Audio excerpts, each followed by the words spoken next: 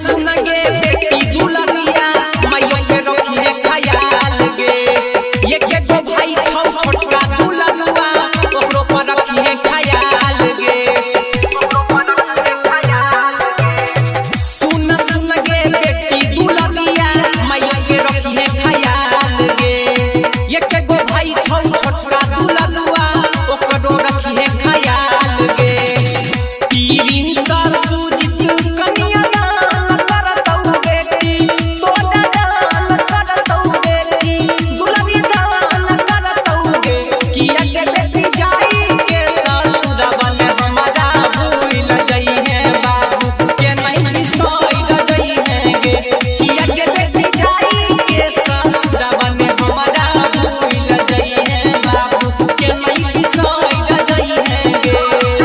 Radhika recording studio Saharsa.